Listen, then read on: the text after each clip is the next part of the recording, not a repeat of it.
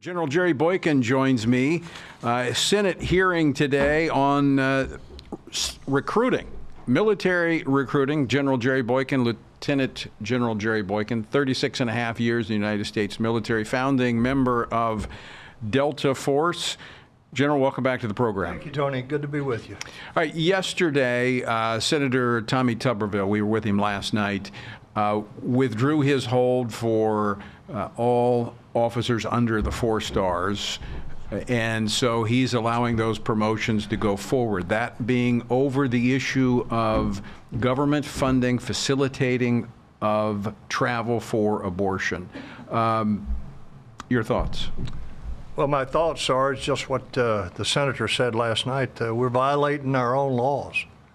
The Hyde Amendment, I think, was very clear in terms of what we're allowed to do with government funds regarding abortion, which was what it was all about. But I got to tell you, Tony, I think that, he was down a little bit last night. But I think he needs to stop and realize that he just set an example for all those people on the Hill up there. He stood his ground. Ultimately, it didn't go his way, but he set an example for what every person on that Hill ought to be, and they're not. Yeah. And that was made clear last night, too. Well, the issue's not over. This funding, facilitating, taxpayer facilitation of abortion is not over because the National Defense Authorization Act has an amendment that was in it. As I was coming into the studio, the language has come back from the Senate with that language stripped out.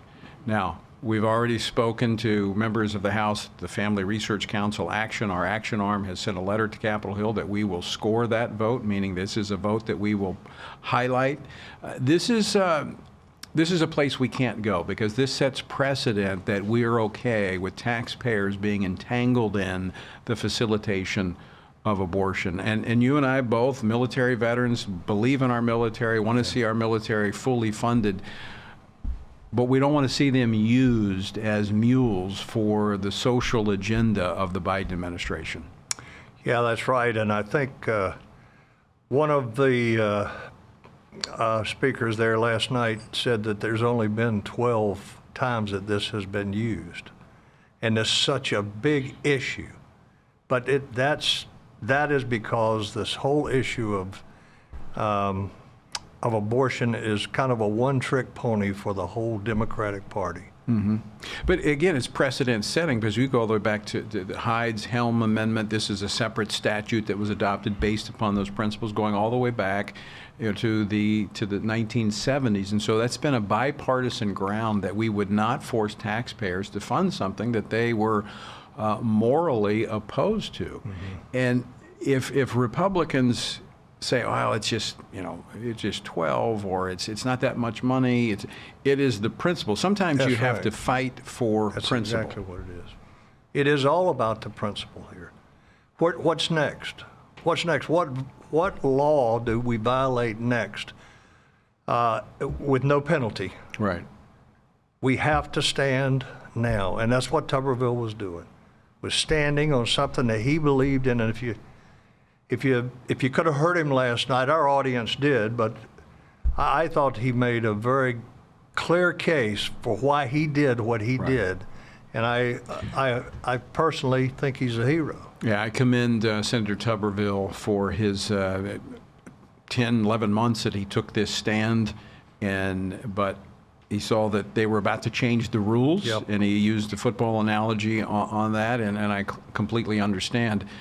But now, as I mentioned, this goes back to the National Defense Authorization Act. And folks, I'm going to give you a head start on this because the language will probably be rolled out later tonight or tomorrow. It will be on the House floor. So I want to encourage you to contact your congressman and say, do not support the National Defense Authorization Act unless it keeps me as a taxpayer from having to facilitate abortions and take innocent life. Let them know that you're not going to be a part of that. You can call the Capitol switchboard, 202-224-3121. That's 202 224-3121. Call the Capitol switchboard and talk to your member of Congress. Talk to their staff. Say, well, I don't actually know who my congressman is. You need to, but all you have to do is call, give them your zip code, and they will connect you with the correct office. Or you can go to tonyperkins.com. We've got resources there for you. Now, one of the points that the critics of Senator Tuberville was, they were continually bringing up that he was hurting recruitment. And those who are opposing the administration, hurting recruitment and retention in the military. Well, anybody that believes that, I've got a bridge to sell you out in California, as a matter of fact. Listen, Tony, and you and I have talked about this repeatedly. If we had to go to war today, what they're saying is because of what Tuberville is doing, we're not ready. Our readiness is defunct. That's not the case, because you don't have to wear 4 stars to command in a 4-star organization, and it is done routinely. And I, for one, am one of those people that was in a 3-star job before I had my 3rd star. And I know if you look at it reasonably, you can't say we're hurting readiness when we put those people in those positions because they were the best ones for it.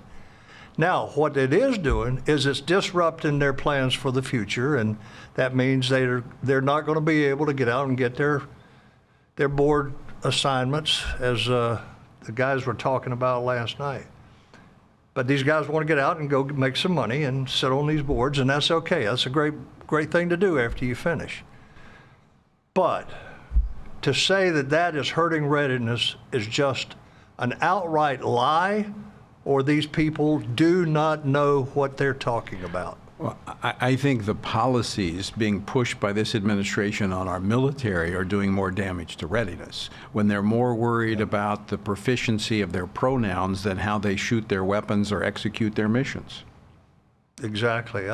And I've talked about this before, Tony, and I know we're short on time, but if you go back to the Vietnam War and you look at how those prisoners were treated, and then how one of them stepped out and said, I don't know my country's policies anymore, but I support them. And he was beaten almost to death. And then you go back to 2016 when 2 patrol boats were taken. And the guy that was running that patrol boat, 2 of them, within an hour, he was looking into the camera saying, this is all our fault, and we want to apologize to the Iranians. You got to say, what happened? What happened? Well, what happened was we downplayed the imperative for realistic, good training, and that has to be done. Right. But it's not being done in our military because we're wasting our time with DEI and all these nonsensical woke things. We got to go back to the military's purpose, and that is to defend this country by fighting its wars. Right. Period. End of story. General Jerry Boykin, thanks so much for stepping in today. Good to see you.